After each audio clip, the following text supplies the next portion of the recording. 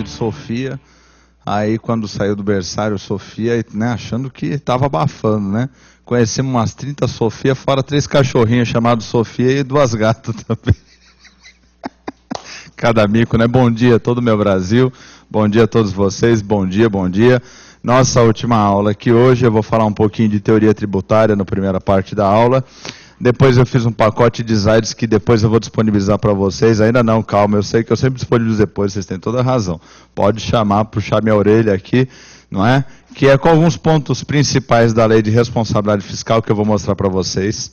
Tem uma pergunta do meu amigo, né, se eu não me engano, Alexandre Alencar, aqui de Manaus, que ele mandou uma pergunta muito boa. Eu coloquei também nos slides e coloquei as respostas. Então eu vou deixar disponível também para vocês. E dá uma olhada lá pela sexta-feira, por favor, porque eu vou fazer muita coisa ainda nessas madrugadas aqui até o final da semana.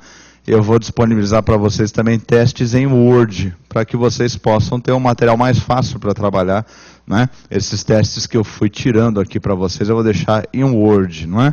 Com gabarito, tudo certinho, ou então, sempre como eu faço, quando eu estou desesperado, com pressa, né? Uma cópia sem resposta nenhuma, uma cópia com resposta, para que vocês tenham um material para possam estudar, né? Possam treinar, possam rever os exercícios, que isto é fundamental, né? Eu falo que em concurso público é aquela filosofia do Eduardo M, né? Treinamento, treinamento, treinamento, treinamento, a exaustão, né? E aí depois você vai se preocupar em aparecer questões novas, em agregando, somando informações novas para formar uma pasta com informações que vão te auxiliar a ter sucesso no concurso público, né? Então vou pedir que agora você pule 2 linhas, eu vou falar um pouco da teoria tributária sobre a ótica econômica, né? Tá certo? Né? Então, aqueles princípios da teoria tributária que são importantes. A ESAF já cobrou mais isso aí, viu? A ESAF cobrou mais, cobrou ali no período 2000, 2002, 2003, aí ela deu uma parada, né? Mas eu tenho medo que ela fique saudosista, não é? Eu tenho medo que ela fique saudosista e resolva, não é? De vez em quando eles têm umas saudades assim de provas antigas, alguém pega e resolve tirar uma questão, falar, ninguém mais pergunta isso, eu acho que ninguém mais estuda também, não é verdade? Então você pode colocar aí teoria tributária, bem simples, bem fácil a teoria, uma teoria gostosa, não é? Teoria tributária.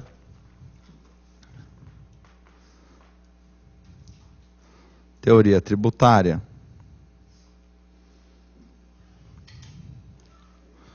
Já começando com uma questão de concurso público que não é tão antiga assim, né? Pule uma linha, por favor, coloque, eu já comentei isso aqui em sala de aula, pode colocar aí. De todas as receitas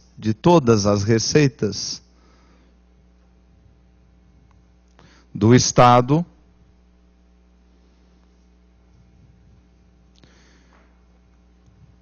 inquestionavelmente,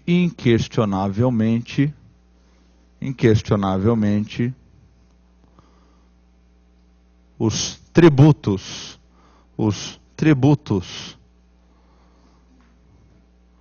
constituem-se na principal fonte.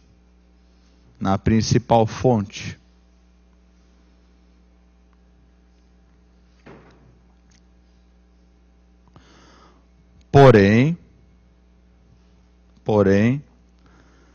geram sempre o risco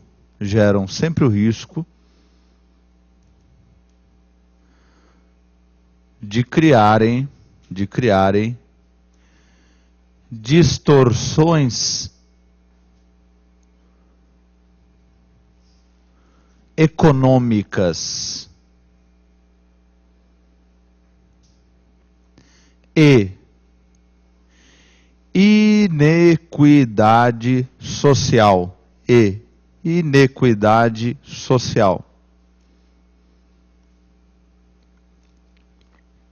Ponto. Na outra linha, como é impossível eliminar estas receitas, dada a sua importância,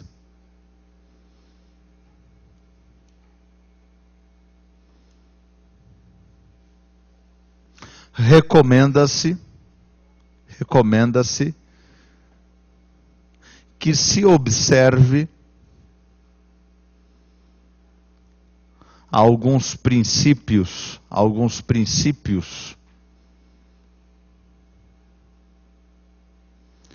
como a neutralidade,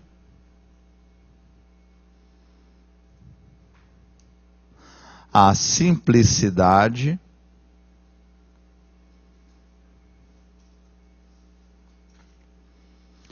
a transparência, que hoje nós temos, né?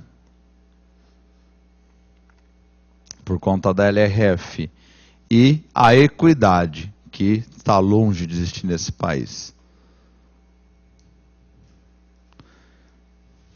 Então vamos aí ver cada um desses princípios. É muito fácil, viu? É muito ridículo esse tipo de coisa, que basta você pensar em Brasil, não é? E aí você naturalmente vai ficar revoltado, e aí você já guarda os 4 princípios de uma vez só. Então pule uma linha, por favor, e coloque aí, né? Primeiro, anote aí, por favor. Princípio da neutralidade. Princípio da neutralidade, isso aí pareceu em ESAF, né? Nem tão antigo assim. Princípio da neutralidade entre as alternativas, né? Princípio da neutralidade. Isso apareceu, na verdade, em administração pública, né? O examinador jogou lá em administração pública, comentando o papel do Estado, o princípio da neutralidade. Então, coloque aí, né? A carga fiscal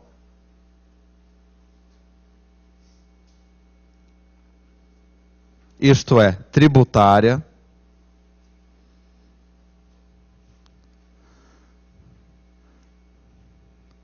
deve ser o mais reduzida possível, igualzinho no Brasil, o mais reduzida possível,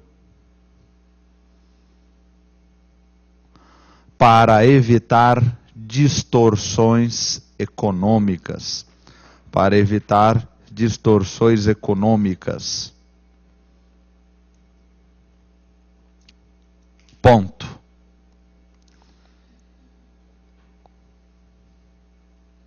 Não é? Então esse é o princípio da neutralidade. Eu devo ter uma carga tributária tão reduzida, que ela evite as distorções econômicas, né? Que distorções econômicas, professor? Curva de Laffer é uma delas, né? O que é que diz a famosa curva de Laffer, né? Curva de Laffer, ela nos diz o seguinte, né? Eu comentei isso quando eu comentei a lei de Wagner, né? À medida que a alíquota do tributo aumenta, no primeiro momento, se você parte de zero, a arrecadação do Estado começa a aumentar. Só que, naturalmente, começa a gerar interferências, né? Na famosa lei da oferta e da lei da procura.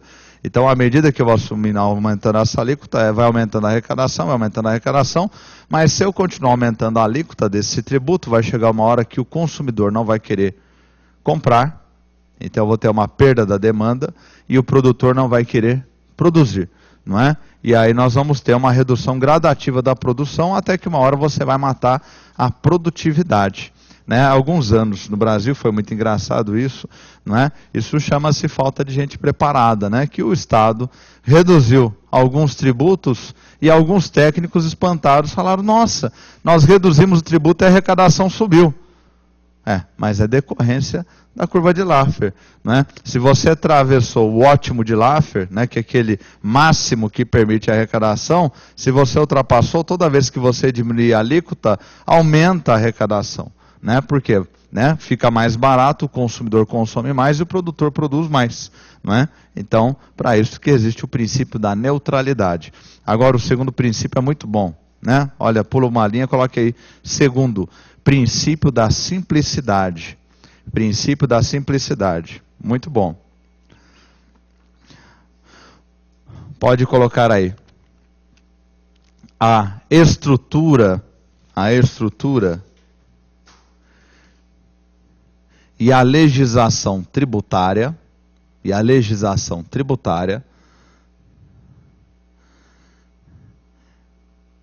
devem ser tão simples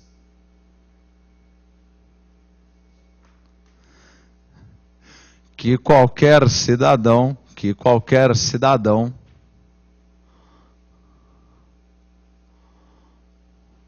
possa entendê-la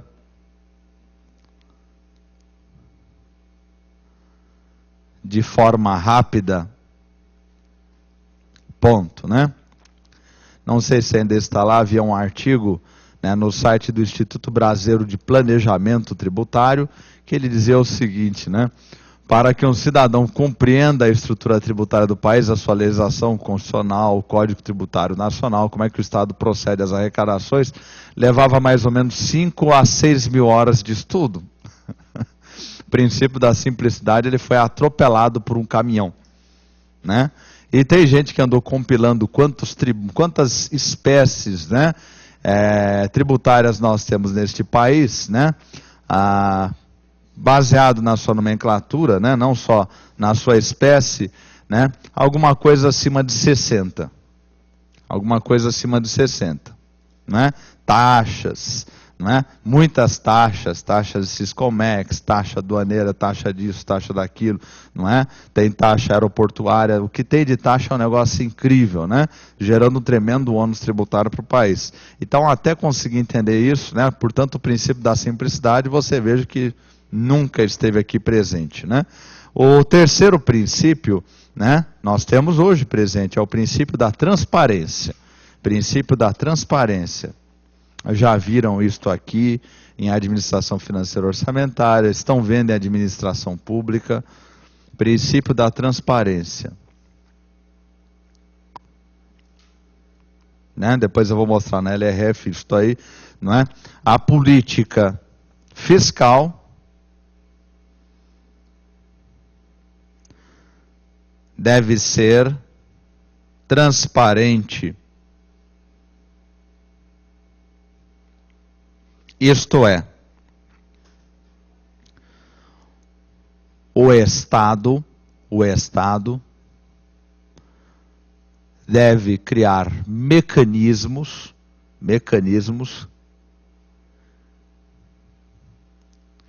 que permitam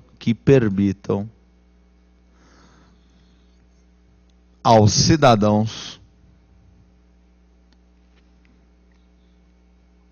acompanharem a legislação tributária,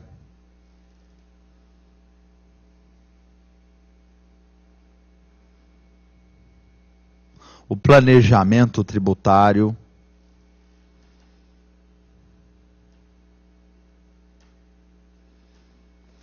a arrecadação,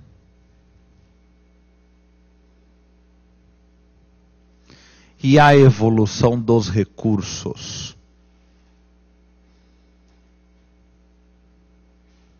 Isto você consegue fazer facilmente pela Secretaria do Tesouro Nacional, você consegue fazer isso pelo Senado.org, pelo portal da transparência, não é? Porque a LRF determinou a publicação de toda a legislação orçamentária e nós devemos lembrar que dentro da legislação orçamentária nós temos anexos de metas, de riscos, nós temos a execução orçamentária, não é? E também a LRF determinou que fosse publicado pelos legislativos, tanto é que eu falei para vocês, né? Eu falei, olha, que é uma boa fonte de informações, entra no site do senado.org.br, não é? Tem um portal Transparência também, tem vários portais que permitem você acompanhar. Então, o princípio da transparência, o Brasil vem obedecendo ele regularmente, né? Alguns municípios, você vai verificar, eu vou te mostrar, né? A Lei Complementar 131 de 2009 estabeleceu prazo até o ano que vem, né? 2013, né? Municípios com menos de 50 mil habitantes, para se regularizarem e colocar tudo isso na internet, né? A União já cumpriu o dever de casa dela, os estados também já cumpriram o dever de casa, agora faltam alguns municípios brasileiros por falta de infraestrutura mais precária, né? O quarto princípio é o mais elaboradinho deles, é o princípio da equidade. Princípio da equidade. Lembrando que equidade é uma palavra que aparece muito em concursos, não só aqui, né? A palavra equidade na questão de ordem tributária, mas aparece em administração geral, às vezes aparece num texto de administração pública. Lembre-se que equidade é a mesma coisa que justiça, né? Equidade é justiça, né? Anota entre parênteses, é justiça. Falou equidade, pensa em justiça. Nesse caso, estamos falando de justiça social, né? Feche parênteses, né? Na outra linha você pode anotar, por favor, a Exaf teve uma época que ela gostou muito disso aí, não é? E o Brasil é campeão na violação disso, então é um tema sempre muito presente para nós, né? Então pode colocar aí, né? Segundo este princípio,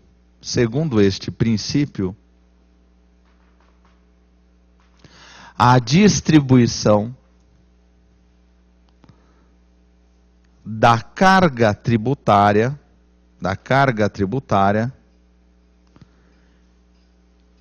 entre os contribuintes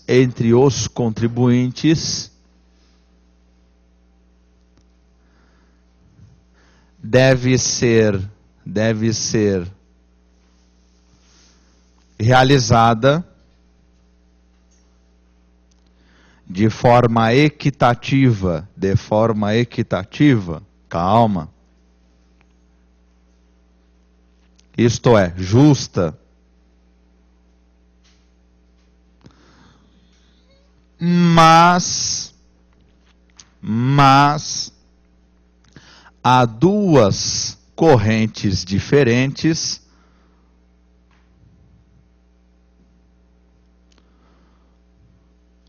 com relação ao que vem a ser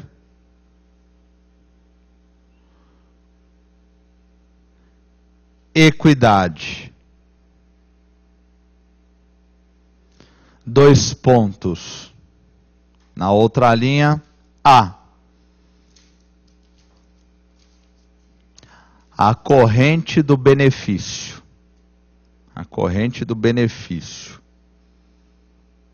Você pode grifar benefício.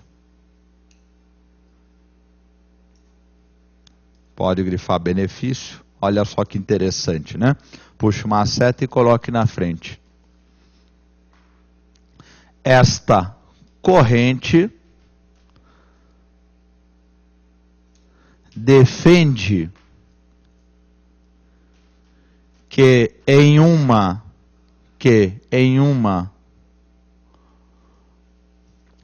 política tributária justa,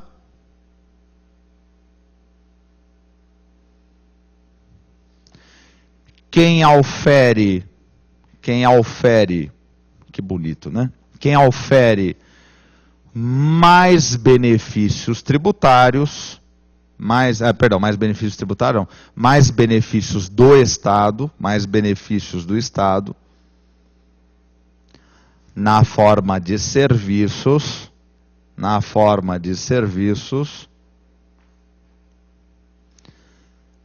deve pagar mais tributos.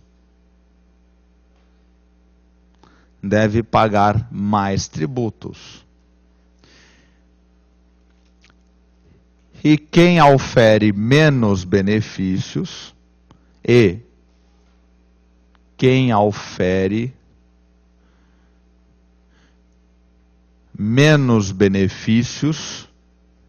deve pagar menos tributos.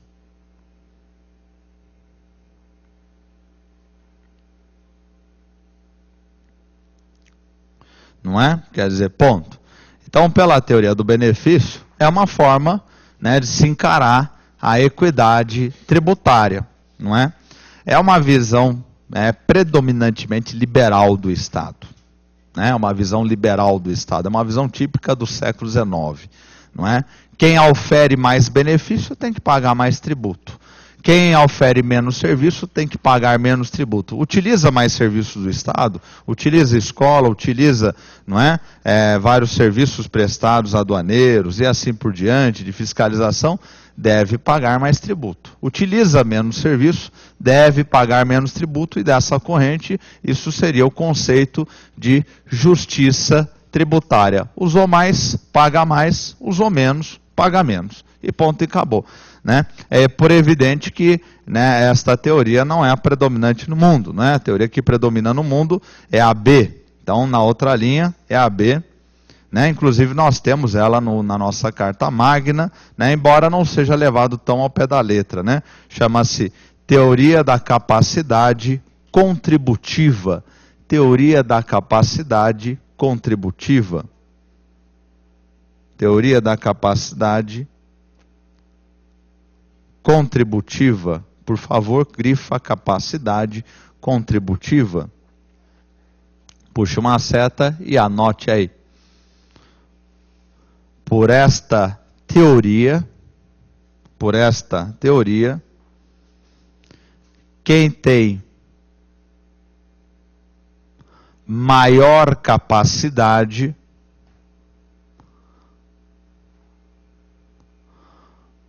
contributiva,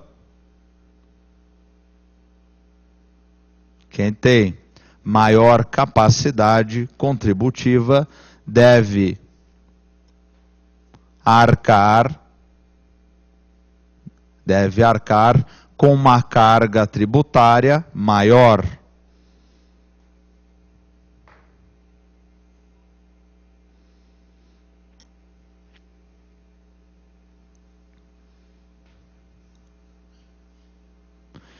E quem tem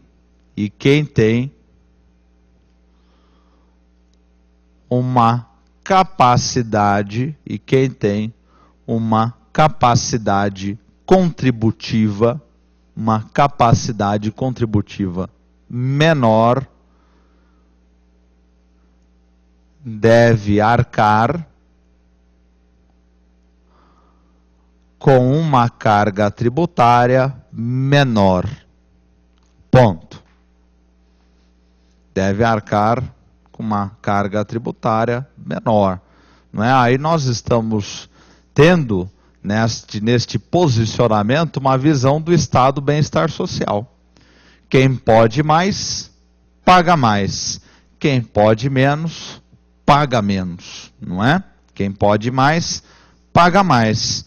Quem pode menos, paga menos. Não é? Essa é a ideia, né, da capacidade contributiva, né? Por favor, não vamos entrar no drama da classe média que paga uma carga tributária imensa, porque esse posicionamento da classe média é em decorrência das distorções tributárias no Brasil. Ela é muito verdadeira.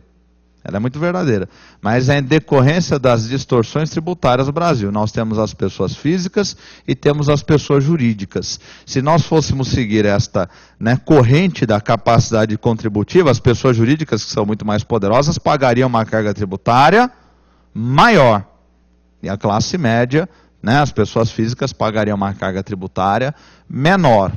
Não é exatamente o que acontece nesse país, né? E nós vamos entender o porquê, muitas vezes, o cidadão, quando começa a entender, não é, como é que é a estrutura da carga tributária, né? Hoje, quem está entendendo mais como é que funciona a carga tributária, naturalmente o empresário sempre entendeu. E daí um certo poder do empresário nas políticas tributárias desse país. Mas a classe média nas últimas décadas, né, até por uma pressão maior do fisco na fiscalização, ele vem aumentando a fiscalização, né, o fisco vem reduzindo, né, as evasões fiscais, cada vez mais essa é a tendência, isso não vai mudar no Brasil, não é? Apesar de não se comunicarem oficialmente, né, para efeitos eles trocam, tem bancos de dados, tem comunicação, fisco estadual, fisco federal, fisco municipal, eles, né, têm base de dados que eles compartilham, né, tem o CONFAS em Brasília, onde eles se reúnem, discute políticas fiscais, né? Hoje o governo discute as políticas fiscais, a tendência é cada vez mais, né, integradas entre União, Estados e municípios. A questão da chamada guerra fiscal, né, o presidente Lula mandou um projeto de lei para o Congresso, não é, que era para pelo menos estabelecer bases comuns na legislação do imposto de circulação de mercadorias, do ICMS, para tentar, né, se não acabar, minimizar a guerra fiscal que nós temos no Brasil. Agora, a presidente Dilma está discutindo isto, né, é possível que se prospere, né, no governo Lula eu senti que a coisa foi muito técnica e teve pouca base política, não é? Se você tem um projeto muito técnico, mas não tem um apoio político no Congresso, não vai adiante, né? A impressão que me ficava muito que era, não, olha, eu mandei, tá vendo? Ó, eu mandei aqui um projeto de reforma tributária, o Congresso que não quis aprovar, é quase como, não é? Quer dizer, eu não sentia aquele empenho do presidente Lula, né, que você sentia quando ele queria aprovar uma emenda, um projeto, que ele se engajava pessoalmente nisso. O presidente Dilma vai novamente tentar. Então, isso é uma tendência do que? De uniformizar, né, as regras tributárias do país, pensar a carga tributária de forma estratégica, global. Né, pensar todo o país, porque o país inteiro é afetado por isso. Né, tem as questões do ISS, que são complicadas também, né, mas enfim, vamos avançar mais um pouquinho para entender melhor essa questão da justiça tributária. Né. Pule uma linha, por favor, e coloque aí. Dentro do princípio de equidade,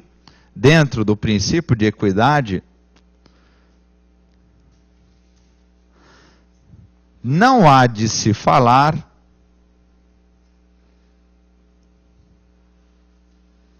em igualdade. A famosa igualdade material, né? Mas há de se falar em proporcionalidade.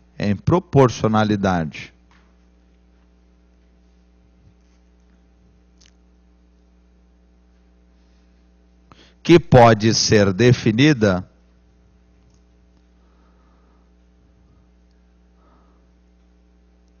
nos seguintes conceitos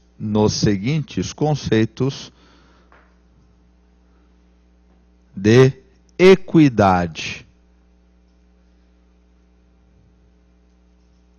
Nos seguintes conceitos de equidade. 2 pontos. Na outra linha, 1.1, né, para ficar apostilado o seu caderno. Abre aspas, é uma frase muito famosa. Tratar os iguais à medida de sua igualdade. A medida quer dizer a proporção de, né? A medida de sua igualdade. Ponto e vírgula. E na outra linha, 1.2.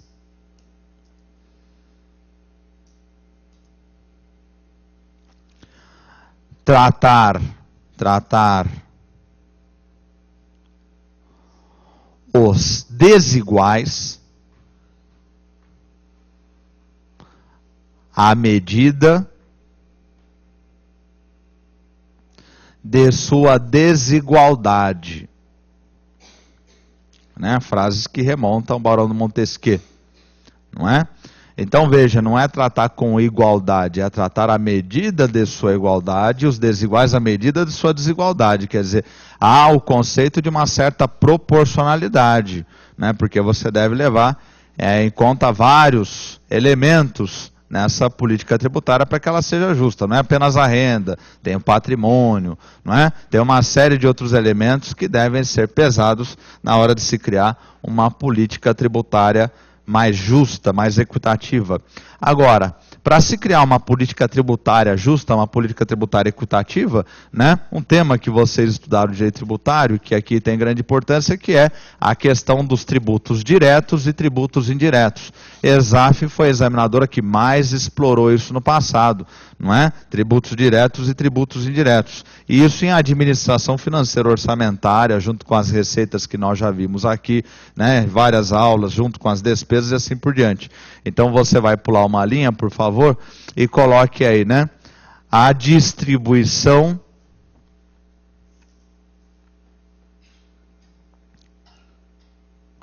da carga tributária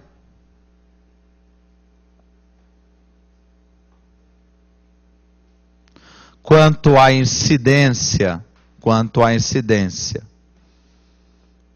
patrimonial. Já viram essa expressão numa questão que nós fizemos aqui. Quanto à incidência patrimonial. né? Esse é um subtítulo, pode grifar.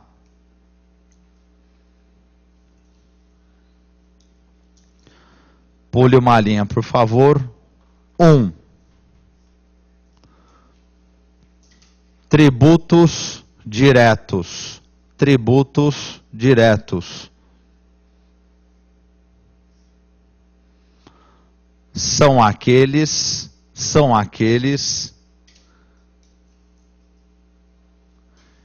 que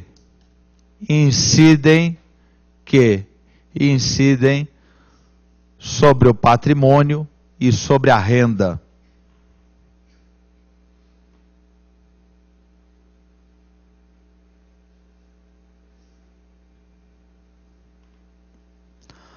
Ponto. E pode colocar alguns exemplos, se você quiser, né? Imposto de renda e proventos de qualquer natureza, o IR, né? O imposto de renda e proventos de qualquer natureza, o IPTU, né? Imposto territorial urbano, o IPVA, o imposto sobre veículos automotores. Veja que ele sempre está pegando, né? O imposto de renda, a sua renda, e o restante o seu patrimônio. O ITR, imposto territorial rural, né? Ele dói e você sabe que é contigo que dói. Não é isso? Não é? Dói é no nosso bolso, a gente sabe por quê, né? Agora, o segundo item, pode anotar aí, são os tributos indiretos. São os tributos indiretos. Eles doem, a gente sente, mas não sabe onde é que está doendo. São os tributos indiretos, né? São aqueles que incidem sobre as operações financeiras,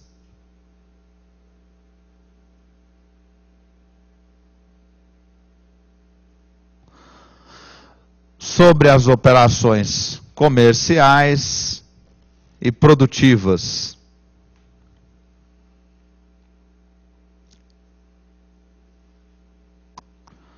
Ponto. Na mesma linha,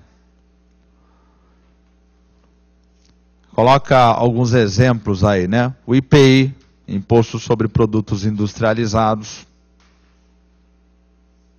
Não é? O governo federal está fazendo aí uma renúncia fiscal de praticamente 45 bilhões de reais de IPI, não é? Muito bom para o consumidor, muito bom para a economia, né? O ICMS, né? Imposto sobre Circulação de Mercadorias, Comunicação, Transporte Interestadual. O IOF, né? O Imposto sobre Operações de Crédito, Câmbio, Seguro, Títulos e Valores Imobiliários, não é? E boa parte aí de a CID Petróleo, né? Um exemplo de uma contribuição, né? Especial que ela incide, né? Sobre a produção de petróleo, domínio, intervenção, domínio econômico.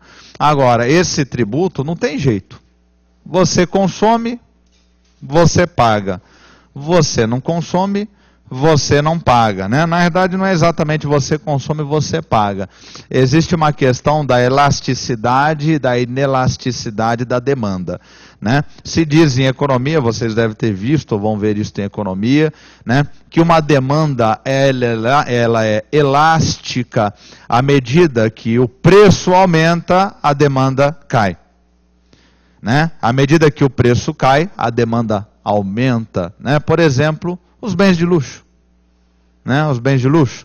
Então, se eu vejo que aquela camisa que eu gosto está barata, eu compro. Se aquela camisa ficou cara, eu não compro. Isso é uma demanda elástica, não é? Eu posso viver sem aquela camisa, eu posso viver sem aquele par de sapatos, não é isso, né? Ela é uma demanda elástica. Agora, o problema é a demanda inelástica, não é? O preço pode subir, eu vou continuar consumindo. O preço pode cair, eu vou continuar consumindo. Não é, mamães e papais, né? Leite para criança.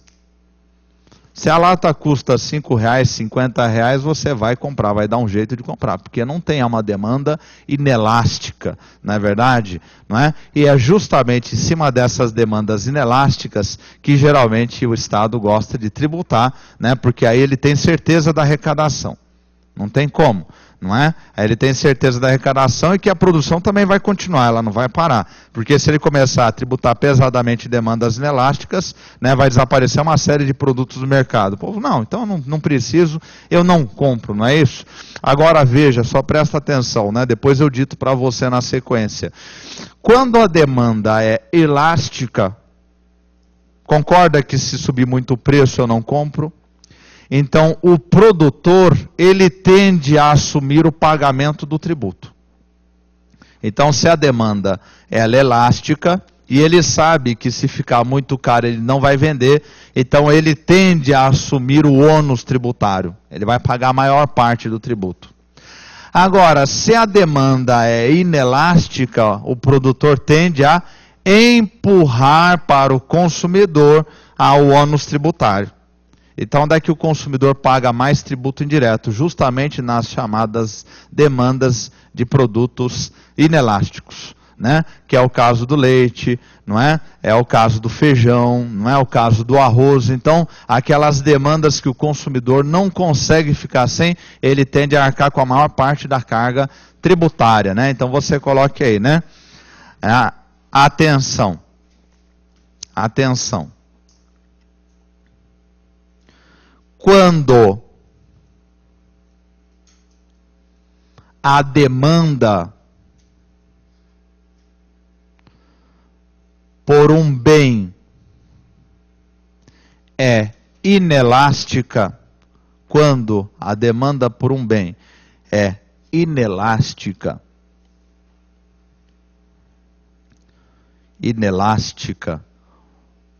o produtor tende a empurrar para o consumidor o ônus tributário.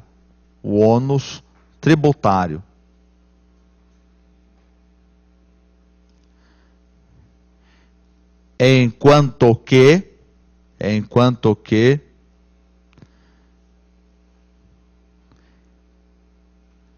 em demandas elásticas, elástica é flexível, né? Em demandas elásticas, o produtor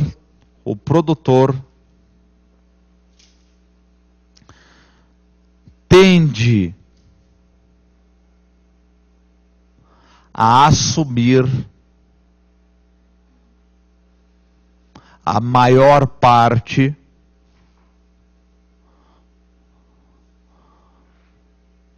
do ônus tributário. Ponto. Então está aí, né? Então, né, num modelo onde a demanda ela é elástica, o produtor ele sabe que se o preço subir demais ele não vende. Então ele assume o ônus do tributo, né? Nunca vai assumir integralmente, ele sempre tenta passar, nem que for 10% para o consumidor, não tem como, ele tenta dividir a carga, né? Agora, quando é uma demanda inelástica, ele tende a empurrar a maior parte para o consumidor e o consumidor acaba assumindo, não é verdade? Aí eu sempre falo, você deu esmola para um garoto na rua, não é? Você é muito gentil, está aqui no centro de São Paulo, não é? O rapaz encostou, avizinhou se você estava comendo seu X-Bacon, não é? E ele, né? Tô com fome, né? Fez aquele olhinho, né? De peixe, né? Morto, não é isso? Você muito sensibilizado, né? Lhe deu R$10 para ele comer, né? Vamos supor que, como é uma história hipotética, ele não vai comprar crack, ele vai comprar comida. Não é? Se for aqui no centro de São Paulo, a probabilidade de comprar crack é muito grande, viu? Fica esperto. Não é? Aí ele resolveu pedir o mesmo sanduíche que você está comendo. Ele pediu o mesmo suco de laranja que você está consumindo. Igualzinho. Pergunto, né? Ele está pagando tributos indiretos. Então, lá o sanduíche custou R$5, mais da metade é tributo. Né? Para você também. Você está consumindo aquele mesmo X-Bacon, mais da metade é tributo. Você está consumindo suco laranja, mais da metade é tributo. Ele vai consumir suco laranja, mais metade é tributo. Pergunto, Quem está pagando proporcionalmente à sua renda mais tributo? Você ou o menino de rua? Teoricamente você ganha mais que ele, concorda? Vamos supor que você já é auditor da Receita, aí não tem dúvidas, né? Por mais que ele ganhe na rua, né, você vai ganhar 14, 15 mil reais. Quem vai ganhar mais é você. Quem vai pagar mais tributo, né, proporcional à sua renda naquele sanduíche? O garoto de rua. Você deu 10 reais, aquilo que ele tem o dia todo. Vamos supor que ele é um péssimo pedinte, ele só tem 10 reais, não tem muita competência, né, para arrecadar, né? Então ele só tem 10 reais. Você não, tem vários valores durante o dia. Então a renda dele é muito menor que a tua, né? Vamos supor que todo dia ele arrecada 10 reais, ele tem 300 reais por mês. Quem vai sentir um impacto maior dos tributos indiretos nas suas finanças? Você ou o garoto de rua? O garoto de rua, porque metade das finanças dele é para tributo, não é isso? Né? Então veja como os tributos indiretos pesam para o cidadão, pesam para o consumidor. Mesma coisa, outro exemplo, para que não tenha dúvida, né? Acho que eu não cheguei a comentar esse exemplo, né? Se eu comentei foi muito passando, né? Comentei do meu amigo João Dória Júnior? Não? Chego numa concessionária, comentei. Né? Então, eu vou comprar um carro, ele vai comprar um carro. Eu vou comprar um carro para a família, ele vai comprar um carro para o sobrinho que acabou de passar o vestibular. Ambos vão comprar um Honda Civic 2013, não é isso? Não é? Tem IPI, não é? Tem ICMS, tem uma série de tributos dentro daquele carro, tributos diretos. Quem vai sentir o maior impacto nas finanças desses tributos? Eu ou o Joãozinho? Eu, não é? Porque o Joãozinho não está ganhando menos que eu. Não é? Pela última vez que eu vi, acho que ele estava melhor do que eu. Não é? Então, os tributos indiretos, eles pesam muito para o cidadão. E por isso que vai se dizer o seguinte, né? Em países onde se tem uma política tributária equitativa, em países onde há uma política tributária equitativa, o que é que predominam? Tributos diretos ou tributos indiretos? Os diretos. País que a justiça tributária predominam os tributos diretos, não é? Então, na União Europeia, o cidadão que tem uma renda maior, ele paga mais. O cidadão que tem uma renda menor, paga menos. Mas na hora de consumir produtos e serviços, quem já foi para lá já viu que os produtos e serviços geralmente são mais baratos do que aqui. Né, porque ele não sente o peso da carga tributária indireta, né, ele sente, né, quem ganha mais, paga mais, quem ganha menos, paga menos. Agora, em países onde há injustiça tributária, bom exemplo chama-se República Federativa do Brasil, não é? A carga de tributos indiretos, ela predomina sobre a carga de tributos diretos. Né, nós temos um grande tributo direto no Brasil, que é a maior arrecadação, mas não é só ele, né, tem muitos tributos, né, o imposto de renda e provento de qualquer natureza, maior arrecadação do governo federal, um negócio impressionante. Mas aí na sequência você tem o ICMS, que geralmente está disputando aí o segundo lugar da arrecadação nacional, e você tem a COFINS, Contribuição para Financiamento da Seguridade Social, que também, né, é outro que pesa muito sobre a carga tributária. E tem N taxas e N tributos que, se você somar todos eles, você vai verificar que tem uma carga tributária de tributos indiretos maior que uma carga tributária direta. E essa é uma distorção que o país precisa corrigir para ganhar, inclusive, competitividade, para ganhar eficiência do mercado, não é? Eu sempre falo o seguinte, né? Temos duas ilusões, uma no Brasil e outra nos Estados Unidos. O americano paga menos tributo do que deveria. Barack Obama acabou de dizer agora. A carga tributária vai subir nos Estados Unidos. Principalmente os tributos para os mais ricos. Quando ele está falando de tributos para os mais ricos, são tributos diretos. É sobre a riqueza e o patrimônio desses mais ricos, né? Não é, pelo amor de Deus, em nome de Jesus, né? A riqueza é muito bom, né? Não é crime, né? Mas é que nos Estados Unidos, desde a era Reagan, os ricos vêm sendo desonerados, numa expectativa de que eles consumam mais, de que eles movimentem a economia. Mas por conta da chamada equivalência ricardiana, que nós já vimos em uma outra aula, isso não acontece. Não é? Porque o mais rico, né, temendo um aumento de tributos no futuro, ele segura, né, a sua renda, não é isso? Então, né, essa é a tendência, aumentar os tributos para os mais ricos nos Estados Unidos. E no Brasil precisa se corrigir essa outra distorção tributária, que vocês sabem, né? Muitos alunos, sempre que eu dou essa aula, falam, mas professor, aqui um carro custa 50 mil, na Argentina o mesmo carro custa 30. Por quê? Porque não pode exportar, né, os tributos para fora, né? Então, é uma distorção que pesa, faz parte do chamado custo Brasil. E uma redação, né, se vier uma redação, né, de política fiscal, de ajuste fiscal, é um tema importante você lembrar, né, a questão, né, da justiça tributária, não é? Porque ela é muito recorrente no nosso dia a dia. Então agora anota aquilo que eu já disse para a gente encerrar, né, esse tema e essa temática, né? Pode colocar aí, né? Em nações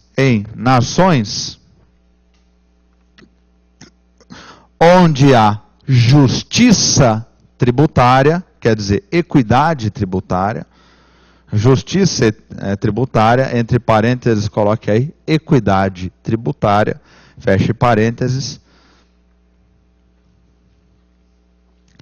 Os tributos diretos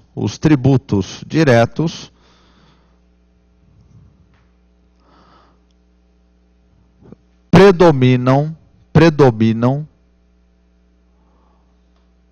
sobre os tributos indiretos. Quanto, professor? Pode ser 51% de tributos diretos e 49% de indiretos. Já há de se falar em justiça tributária. Enquanto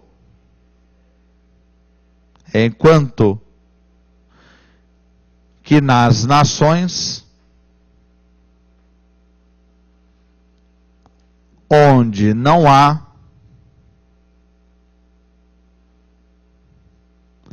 equidade tributária,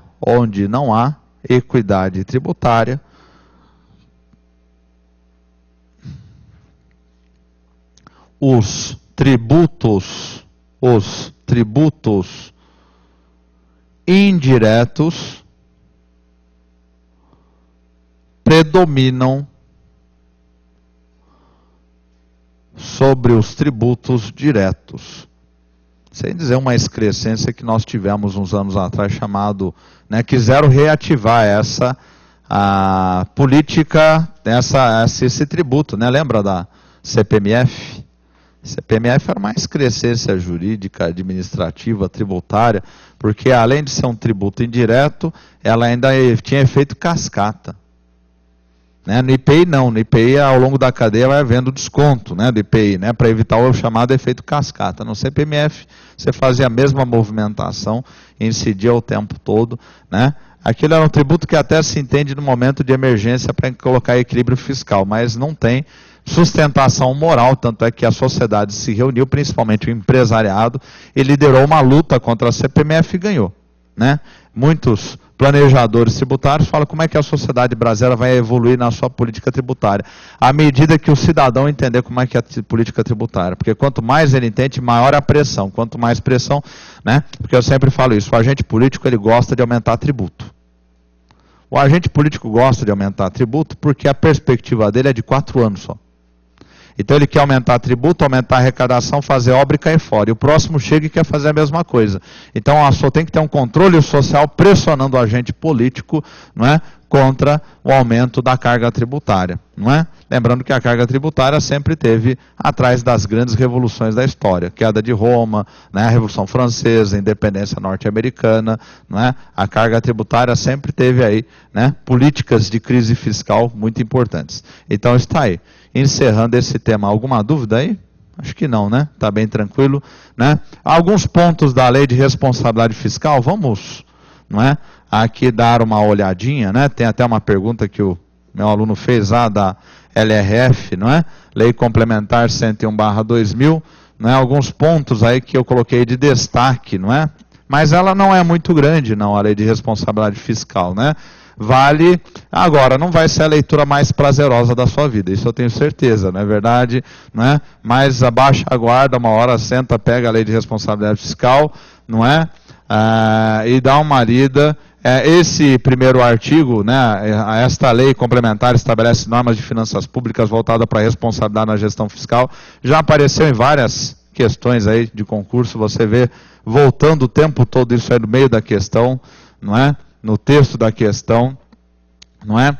A responsabilidade da gestão fiscal pressupõe ação planejada e transparente. Também, se você pegar lá as questões, você vai achar algumas delas que mencionam, né, ação planejada e transparente, você vai ver isso em prova, em que se previnem riscos e corrigem desvios capazes de afetar o equilíbrio das contas públicas, mediante o cumprimento de metas de resultados entre receitas e despesas, e a obediência aos limites e condições no que tange. Aí eu separei em pontos, né, o texto da lei. Nós estamos apenas revendo aquilo que já foi visto aqui, quando eu abordei o tema Lei de Responsabilidade Fiscal, só que agora você tem o texto da lei na sua frente, não é? Para ver os pontos principais, né? Aqui a gente mata e mostra o pau, não é isso? Né? Calma, em bom sentido, né? Então, tá aí, obediência aos limites e condições no que tange o quê? Renúncia de receita. Renúncia de receita, né? A Lei de Responsabilidade Fiscal vai fazer clara menção a um documento chamado Demonstrativo Regionalizado sobre Renúncia de Receita e Despesa, que está no artigo 65 da Constituição, parágrafo 6º, que você deverá lembrar sempre, né? Tá certo? Nós vamos ver aí questão mencionando ele. Geração de despesa com pessoal. Nós vimos aí os limites com gastos de pessoal por ente federado, não é? Pela União, estados, municípios, por poder, não é? Eu não copiei isso porque era muita coisa para colocar aí, né? Um artigo gigantesco, né? Com todos aqueles dados e porcentagens que eu te passei, estão todas discriminadas na lei. Dá uma lida, é importante. Da Seguridade Social e outras. Das dívidas consolidada, dívida consolidada é aquela definição que eu já dei para você em sala, né? Lembra a obrigação de pagar que supera 12 meses, não é? E imobiliária é a dívida dos chamados títulos da dívida pública, federal, estadual, municipal. Falou dívida mobiliária, lembra, dívida mobiliária, títulos da dívida pública federal, estadual e municipal. No caso federal, são os títulos do Tesouro que estão localizados no Sistema Especial de Liquidação e Custódia. Operações de crédito, né? Que são realizadas também, tem que estar discriminadas, né? Inclusive por antecipação de receita, ARO, né? É a Lei de Responsabilidade Fiscal, que estabelece várias restrições da ARO, né? Os créditos adicionais, a abertura após dia 10 de janeiro, encerramento até 10 de dezembro, deverá ser encerrada no mesmo exercício, não é? Salvo especial extraordinário no último quadrimestre, não é? Não poderá ser aberta uma operação enquanto uma operação não for encerrada e assim por diante, né? Concessões de garantia também tem restrições, não é? A Lei de Responsabilidade Fiscal lembra o papel do Senado Federal em todas essas questões, ARO, né, operação de crédito, né, dívida pública consolidada, os limites da dívida, concessão de garantia e a famosa inscrição de restos a pagar, né? Está lá no parágrafo 1º do artigo 1º da LRF, né? Aí vem lá o parágrafo 2º, né, definindo quem que tem que obedecer a LRF, né? As disposições dessa lei obrigam a União, os estados, federal e os municípios. Aí parágrafo 3º, né? A União, os estados, Distrito Federal e municípios estão compreendidos. Aquela velha necessidade que o poder público sente, sempre detalhar todo mundo para que ninguém fale, então eu não estou contemplado. Não é? Você vê isso em várias leis federais, né?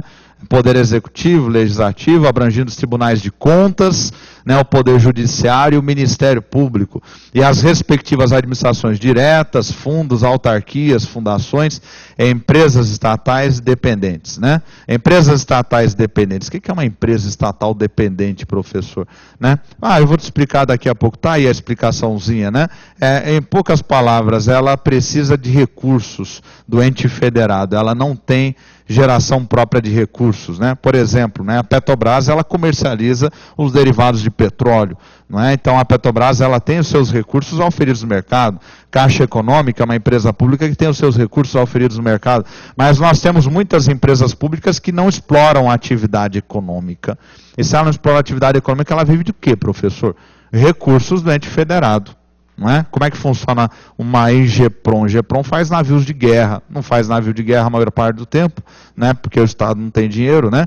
Então depende de recursos do ente federado, não é? Então aqui ele está delimitando o campo. Aí ainda discrimina os tribunais de contas, né? Tribunais de contas, estão incluídos tribunais de contas da União, Tribunal de Contas do Estado, e quando houver tribunais de contas dos municípios e Tribunal de Contas do município, né? O que a Constituição veda é o Tribunal de Contas do município, né? Parece que o legislador está de olho lá no futuro. Para efeitos, olha só, né, velha detalhismo, né, das leis brasileiras, né, ente federação, né, a União, Estado, Distrito Federal, Município. Agora eu gostaria que você prestasse atenção no inciso 2º, porque ele já caiu em prova de ESAF. A prova de ESAF já perguntou, CESP-NB também, já caiu também. Empresa controlada, sociedade cuja maioria do capital social com direito a voto pertence direto ou indiretamente ao ente da federação.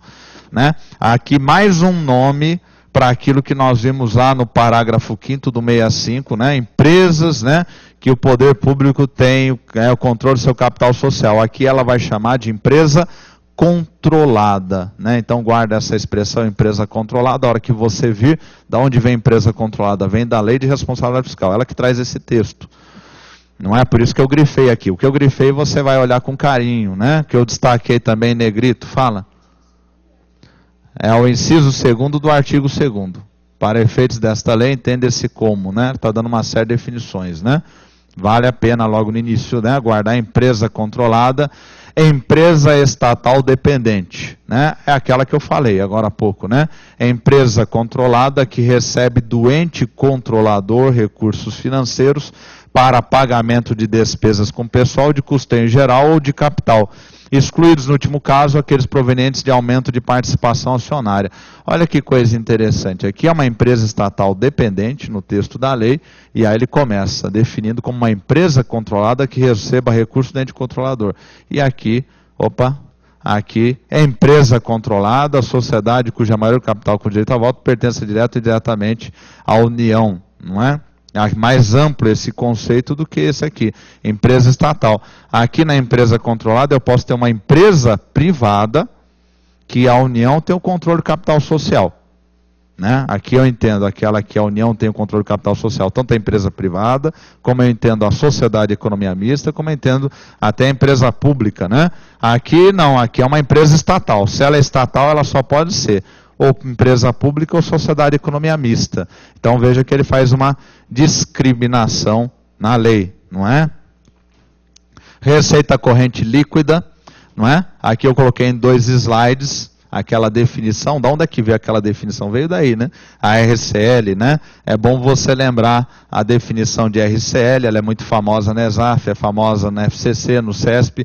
Receita corrente líquida, somatório das receitas tributárias, de contribuições patrimoniais, industriais, agropecuárias, de serviço, transferências correntes e outras receitas também correntes. Você veja que aí ele colocou todo mundo que nós vimos das receitas correntes. Deduzidos,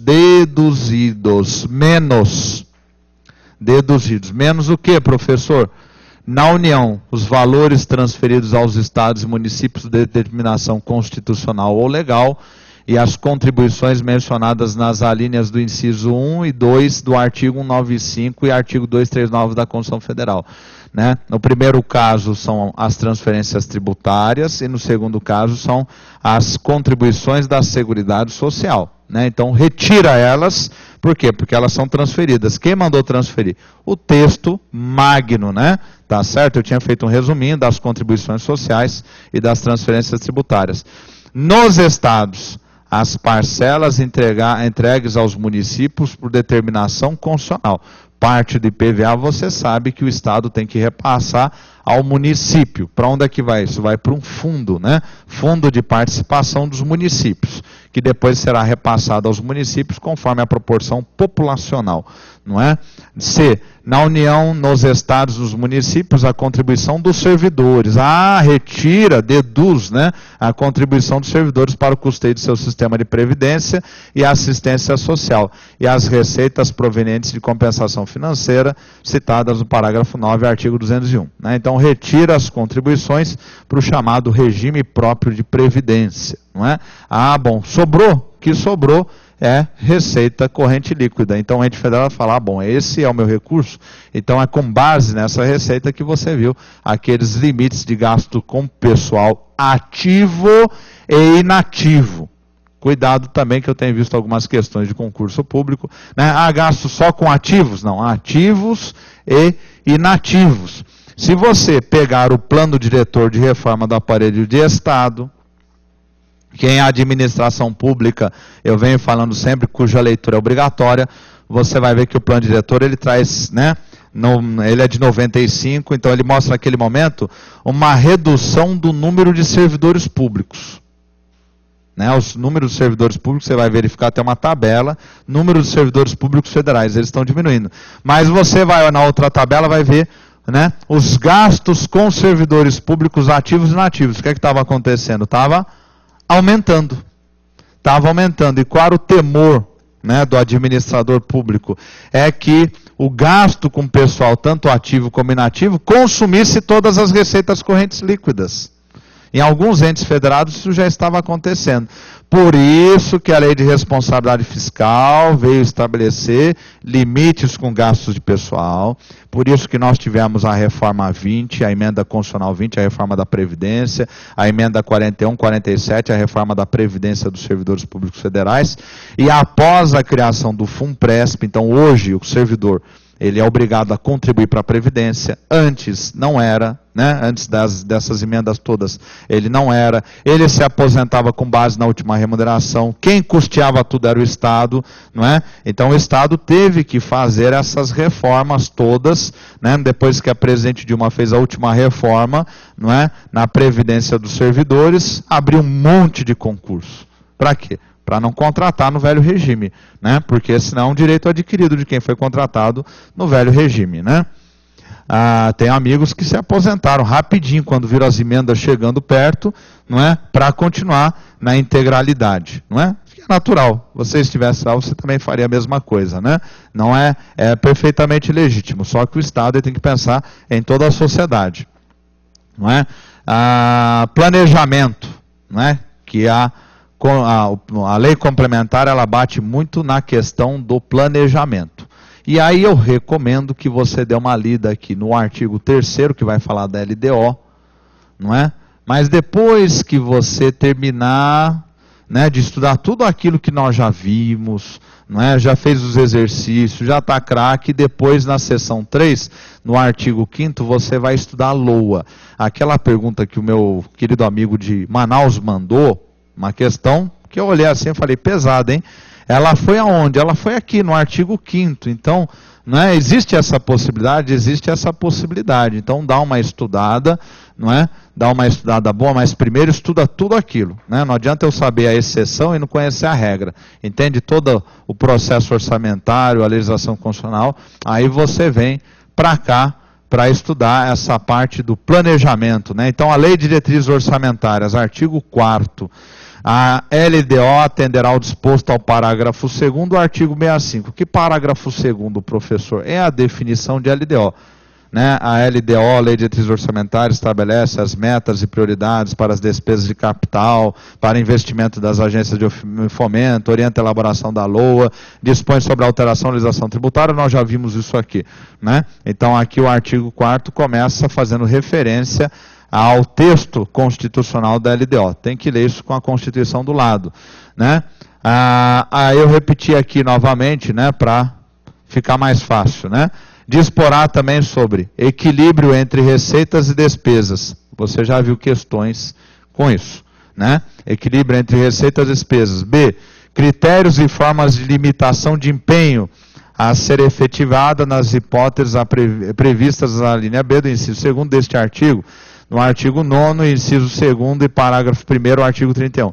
Nós vamos ver que bimestralmente deve ser realizado um relatório da evolução das receitas. E caso essas receitas, né, comecem a apresentar como insuficientes para atender às despesas, a LRF vai obrigar uma limitação no empenho.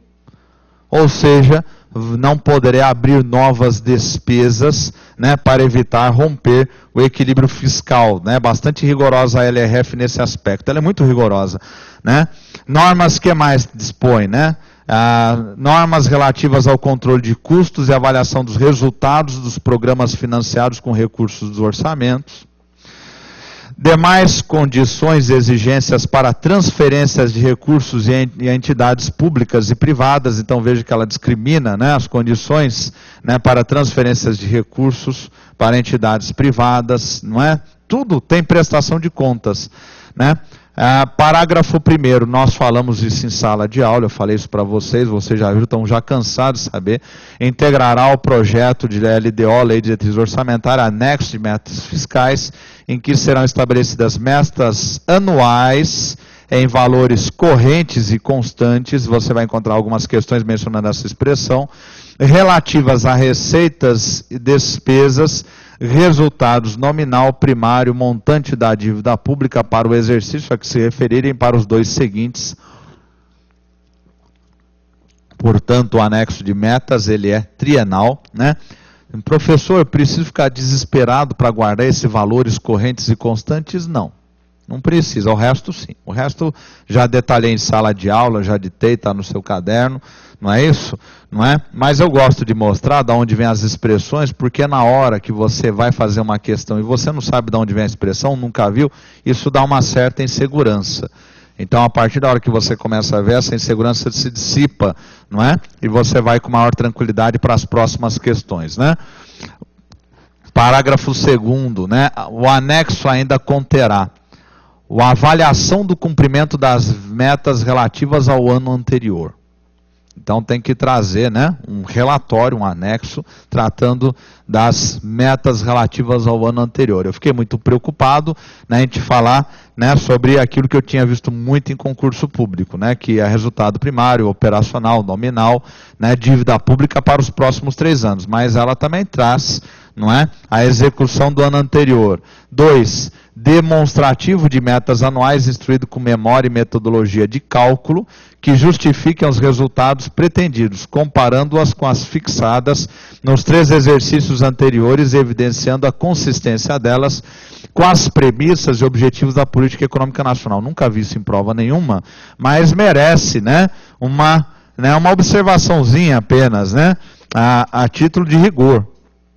A título de rigor. Então veja, ele não quer apenas que o chefe do executivo envie, né, para o legislativo, né, simplesmente as metas para os 3 anos. Não.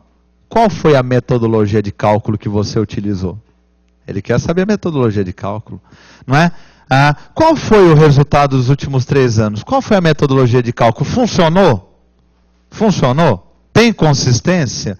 Né? Olha o rigor disso. Não é? Olha o rigor disso, né? Ele está obrigando o executivo a ser rigoroso na metodologia. Não dá para ficar enrolando o legislativo, né? Até porque quem vai analisar isso é o Tribunal de Contas da União, não é?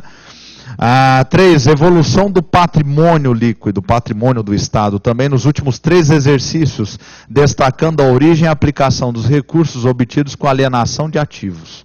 Né? Prédios, equipamentos públicos, bens públicos, o que aconteceu com eles nos últimos 3 anos? Está evoluindo? Como? Está aumentando? Está diminuindo? Não é? Tem que estar discriminado, é uma prestação rigorosa de contas. Né? A avaliação da situação financeira e atuarial. Né? Financeira e atuarial. Do que, professor? Do regime geral de previdência social. Então, no anexo de metas vai, né, uma descrição, né, de como anda, né, os métodos e cálculos atuariais, né? Mas se você não sabe o que é atuarial, eu também não. mas eu sei te explicar o que é, não é? Eu não sei fazer o cálculo, não é verdade? Né? Olha, se eu fizesse o cálculo, eu ia ganhar uma boa grana, viu? Porque isso aí dá um dinheiro, né? Agora no Brasil está se expandindo a profissão, lamentavelmente, né? Porque eram tão raros os profissionais que em média eles ganhavam 30, 40 mil ao mês no mercado, né? Olha, para você que adora matemática financeira e estatística, eu não preciso explicar, mas para quem não adora, é a combinação dos dois e um pouco mais. Né? Então combina o diabo com o demônio, não é? Então é a matemática financeira, mas, né? Se bem que eu brinco, mas depende do mestre. Se você pega um excelente mestre em matemática financeira, eu já vi alguns aí, que você começa a gostar da coisa, é incrível, né? Matemática financeira com cálculos estatísticos, isso é cálculo atuarial, né? Para quem não tem muita noção. Estou explicando o céu por uma coisa que ninguém viu até hoje. Do regime geral de previdência social e dos próprios servidores públicos e do Fundo de Amparo ao Trabalhador, que é o famoso FAT, que é administrado pela Caixa Econômica Federal, não é? Onde vão os recursos lá do PIS, né? Programa de Integração Social. Né, dos demais fundos públicos e programas estatais. Outro dia alguém perguntou, para que é um fundo, professor? Não é? Ora, veja, você sabe que para custear um serviço eu dependo de arrecadação. Vamos pensar o seguinte, como é que funciona um fundo? Né? Para custear um serviço, pode focar no professor. Né? Para custear um serviço eu preciso arrecadar. Só que a arrecadação você sabe que ela varia ao longo do tempo. Não é isso? E se eu tivesse, por exemplo, esse serviço sendo custeado diretamente pelos recursos que eu estou arrecadando naquele momento, qual é o risco? O risco é justamente de não conseguir ter uma certa regularidade na cobertura daquelas despesas. Né? Então, para evitar isso, o que eu faço? Crio um fundo, uma conta, onde esses recursos vão sendo acumulados, e vão escoando, né, numa velocidade menor do que estão sendo arrecadados, para criar uma certa regularidade. É como uma espécie de ampulheta, não é? Então eu vou acumulando esses recursos, não é? E aí vai dando uma certa regularidade. O governo federal está cheio desses fundos, né? Fundeb, né? O Fundo da Educação do Ensino Básico Fundamental é um fundo, né? Vai arrecadando os recursos da educação, vai jogando nesse fundo, fundo de participação dos municípios, fundo de participação dos estados. Então os recursos ali chegam e vão fluindo com uma certa regularidade. Essa é a importância de um fundo, né? Não, o fundo não tem personalidade jurídica, né? Pelo amor de Deus, né? É como você participar de uma aplicação, não tem personalidade jurídica, é um fundo. Né? É uma espécie de poupança dos recursos que permite uma fluidez, uma regularidade. E, logicamente, se são recursos arrecadados, tem que haver prestação de contas. Não é?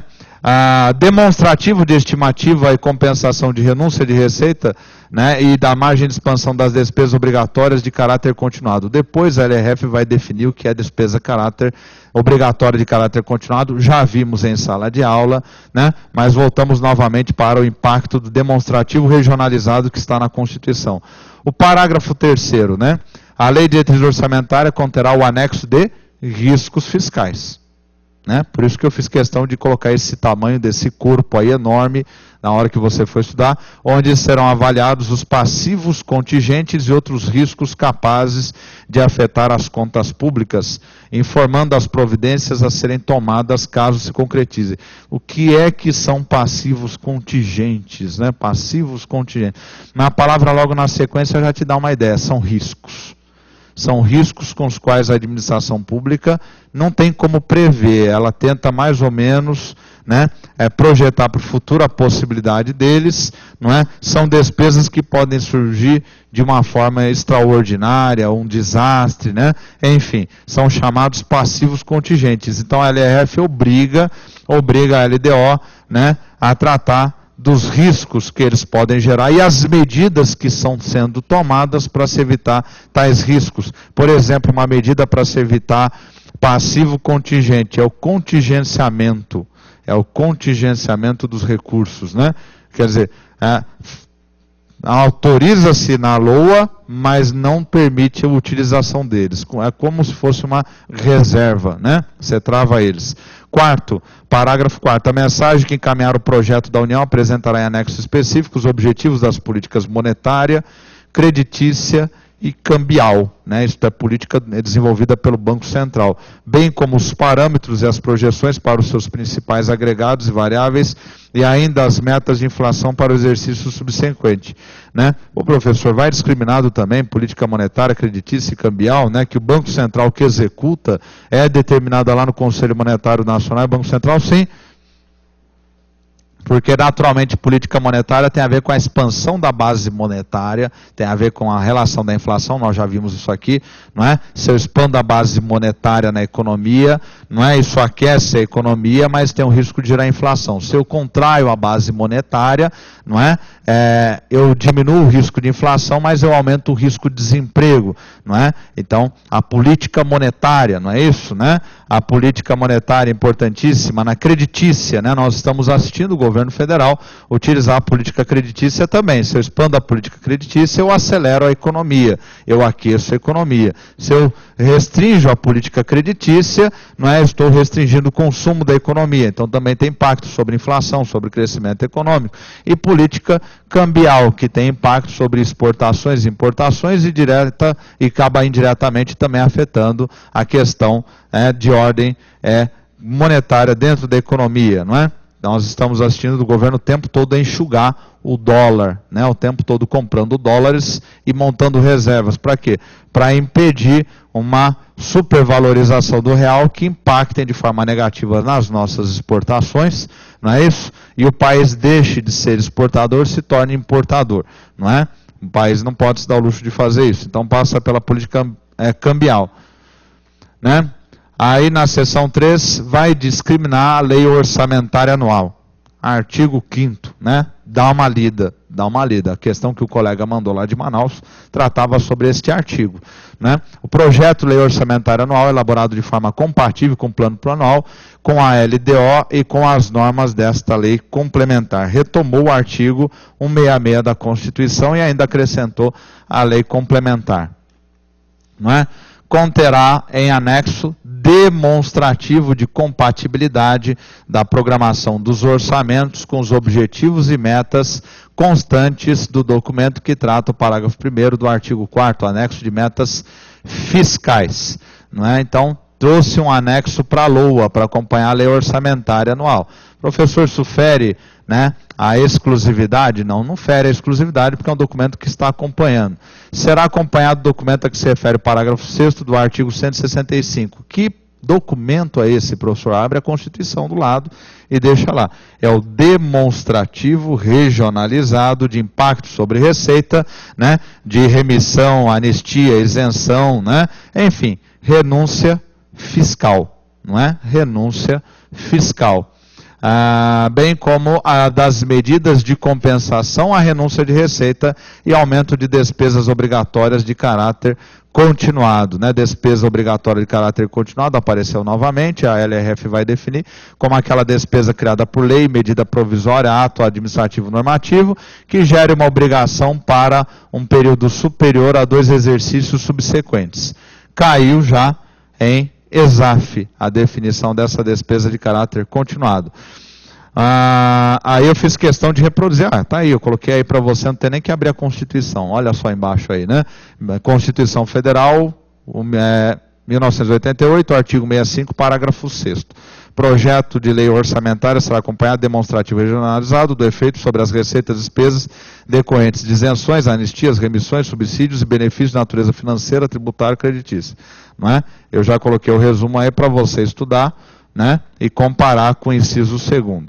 Né? Tem que acompanhar a LOA. Conterá reserva de contingência, né, o contingenciamento, cuja forma de utilização e montante definido com base na receita corrente líquida, RCL, serão estabelecidas na LDO, destinadas, essa aqui foi a questão que o colega mandou, ao atendimento de passivos contingentes e outros riscos a eventos fiscais imprevistos. Então, no início do exercício, o chefe do executivo, né, ele edita, né, um decreto que vai estabelecer o contingenciamento, né, das dotações orçamentárias, né, deixa os ministérios muito irritados isso aí, Né? Por que deixa irritado? Porque o ministro olha lá no início, ele fala, nossa, eu vou ter tudo isso de dotação orçamentária, mas quando o presidente ele contingencia, ele não pode utilizar aquela dotação orçamentária. É uma espécie de, uma reserva, é uma provisão. Né? É uma provisão que ele está fazendo para os tempos difíceis, não é? Como manda a contabilidade, né? As regras da contabilidade. Então está aí, não é? Reserva de contingência, esse é o famoso contingenciamento, guarda isso aqui, não é? Leia com carinho essa lei orçamentária anual, o artigo 5º, leia com carinho, né? Que foi a questão que o colega mandou lá de Manaus, teve a gentileza. Todas as despesas relativas também à dívida, só voltando contra a reserva de contingência, tá? Atendimento, parágrafo 1º, todas as despesas relativas à dívida pública, mobiliária ou contratual e as receitas que atenderão constarão na lei orçamentária anual, naturalmente, não é? As despesas da dívida pública e imobiliária tem que estar lá, né? Afinal de contas é o orçamento do governo, não tem nada novo aí. O refinanciamento da dívida pública constará separadamente na lei orçamentária e nas de crédito adicional, que acompanham a lei orçamentária anual. Na aula passada eu tive uma questão que me causou uma dor de cabeça, que ele falava assim, se aprova a LOA junto com as operações de crédito, porque a redação estava imprecisa, se aprova a LOA junto com os créditos adicionais, e entre os créditos adicionais alguns vão utilizar operações de crédito, não é? Parágrafo 3º, atualização monetária do principal da dívida mobiliária, refinanciada não poderá superar a variação do índice de preços prevista na lei de diretriz orçamentária ou em legislação específica, né, obrigando uma discriminação, né, dos famosos índices de preços que são utilizados pelos institutos de pesquisa e pelo governo federal. Parágrafo 4º, é vedado consignar na lei orçamentária crédito com finalidade imprecisa ou com dotação ilimitada. Nós já falamos várias vezes do rigor, não é, das dotações orçamentárias, né? Não dorme não, não é? Sei, dá sono mesmo, né? Parágrafo 5º, né? Tá vendo por que eu não sou chegado em slide na aula, né? Por causa disso, porque metade da sala já dorme, não é? Parágrafo, então estão acordados aqui, hein? Você fica esperto aqui, hein? Tá cheio de concorrente. Parágrafo 5º, a lei orçamentária não consignará dotação para investimento com duração superior a um exercício financeiro que não esteja previsto no plano plurianual ou em lei que autorize sua inclusão. Né? Então, sempre tendo, né, a exigência da compatibilidade, aí está lá, né, Constituição Federal, parágrafo 1º, nenhum investimento cuja execução ultrapasse um exercício financeiro poderá ser iniciado sem prévia inclusão no plano plurianual ou sem lei que autorize a inclusão, sob pena de crime de responsabilidade, 10.028. Né? Olha só, né, compare a Constituição Federal, parágrafo 1º, com o parágrafo 5º. Né, deste artigo. Está retomando o tema, não é? Está retomando o tema e reforçando, né? Que é uma prática da nossa legislação. Parágrafo 6º, integrarão as despesas da União e serão incluídas, essa aqui também estava na questão que o colega de Manaus mandou, não é? Parágrafo 6º vai mencionar em vários, na sequência, o Banco Central. O Banco Central será mencionado aí no próximo slide. Integrarão as despesas da União e serão incluídas na lei orçamentária as do Banco Central do Brasil, relativas a pessoal, encargos sociais, custeio administrativo, inclusive os destinados a benefícios e assistência de servidores e investimentos. Está exigindo do Banco Central um rigor na prestação de contas, para não misturar o que é realmente operacional do Banco Central, encargos com pessoal, né?